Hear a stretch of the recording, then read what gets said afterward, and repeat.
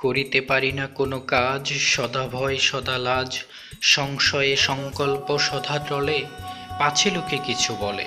70% লোক সফলতা থেকে বঞ্চিত হয় তার একটি মাত্র কারণ, তা হলো আমি যদি বড় উদ্যোগ নিয়ে কোনো কাজ শুরু করি তাহলে লোকে আমাকে কি বলবে। পাছে লোকে কিছু বলে, এই কথাটাকে যিনি উপেক্ষা করতে পেরেছেন তিনি জীবনে দেরি করে হলেও সফলতা পেয়েছেন। বয়সের সীমাবদ্ধতা যে কখনো সফলতার ক্ষেত্রে বাধা হয়ে দাঁড়াতে পারে না তার একটি অন্যতম উদাহরণ কর্নেল স্যান্ডার্স। 65 বছর বয়সে অবসরের 105 টাকা নিয়ে যাত্রা শুরু করে 88 বছর বয়সে যিনি বিলিয়নার হয়েছিলেন। বাকি গল্পটা ইন্ট্রোর পর। চলো সবাই জীবনের আহ্বানে সামনে এগিয়ে যায়। 1890 সালের 9 সেপ্টেম্বর আমেরিকার হেনরিবল, ইন্ডিয়ানাতে জন্মগ্রহণ করেন। 5 বছর বয়সে কর্নেল তার বাবাকে হারান। এতে তাদের আর্থিক অবস্থা খারাপ হয়ে যায় এবং ভাই বোনের দায়িত্ব এসে পড়ে তার উপর। 16 বছর বয়সে স্কুল ছাড়তে হয়। মায়ের দ্বিতীয় বিয়ের পর সৎ পিতার বাজে ব্যবহার তাকে ঘর ছাড়তে বাধ্য করে। 1 বছরের মধ্যে তাকে 4টি কোম্পানি থেকে বের করে দেওয়া হয়।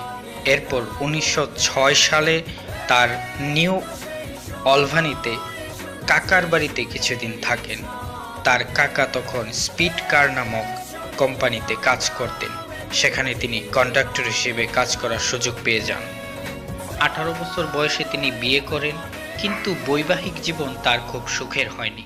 বিয়ের মাত্র 2 বছর পর স্ত্রী তাকে ডিভোর্স দেয় এবং সন্তানদের নিয়ে আলাদাভাবে বসবাস করতে শুরু করে। তিনি সেনাবাহিনীতে চাকরি পান, কিন্তু কিছুদিন পর তাকে সেখান থেকে তাড়িয়ে দেওয়া হয়। এরপর ল স্কুলে অ্যাডমিশনের জন্য অ্যাপ্লাই করেন, সেখান থেকেও তিনি রিজেক্টেড হন।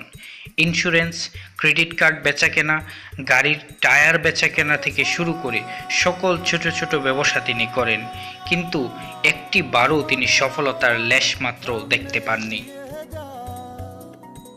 1929 সালে তিনি কারবেল শহরে যান এবং সেখানে একটি গ্যাস স্টেশন করেন এবং তার পাশে ছোট্ট একটা রেস্টুরেন্ট বানিয়ে তিনি নিজের তৈরি একটি চিকেন বিক্রি করতে শুরু করেন।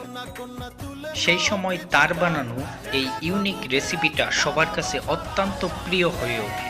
জন্য তিনি এই ব্যবসাটাকে একটু বড় করার জন্য উদ্যোগ নেন।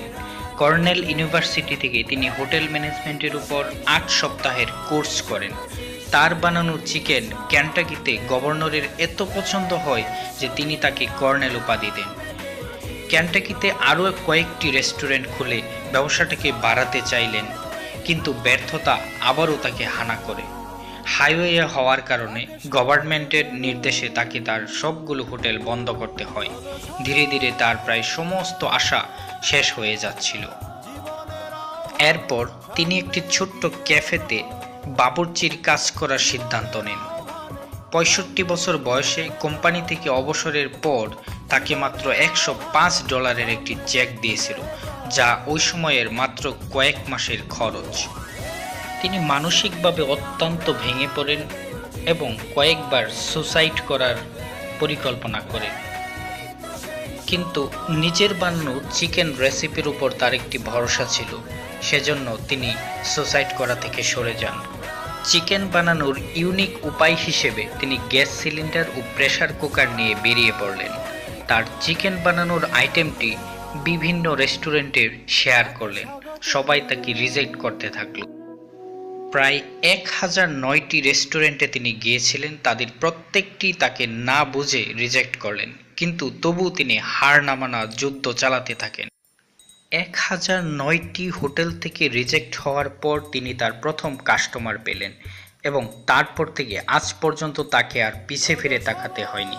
সারা জীবন ব্যর্থতার কালো ছায়া ঘিরে রাখলেও নিজের বানানো রেসিপির উপর তার পূর্ণ আস্থা ছিল।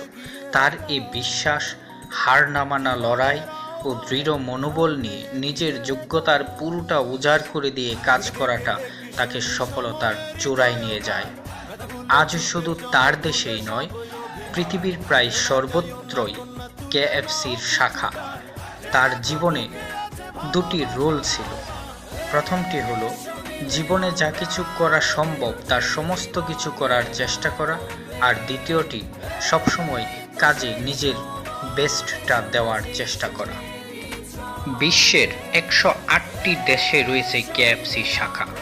65 বছর বয়সে যিনি 105 টাকা নিয়ে যুদ্ধ করতে নেমেছিলেন, 88 বছর বয়সে তিনি কয়েক বিলিয়ন ডলারের মালিক হয়ে যান। 1980 সালের 16 ডিসেম্বর নিউমোনিয়া রোগে আক্রান্ত হয়ে 90 বছর বয়সে তিনি শেষ নিঃশ্বাস ত্যাগ করেন। করিতে পারি সকল কাজ, নাহি ভয় নাহি লাজ, সংশয়ে সংকল্প নাহি টলে, পাছে লোকে যে যায় বলে। ভিডিওটি যদি একটু ভালো লেগে থাকে তাহলে লাইক কমেন্ট করে আমাদেরকে উৎসাহিত করবেন, সাবস্ক্রাইব করে আমাদের পাশে থাকবেন এবং শেয়ার করে অন্যদেরকেও অনুপ্রাণিত হওয়ার সুযোগ করে দেবেন। Always remember that you are not loser, you can also win. জীবনের আহ্বানে সামনে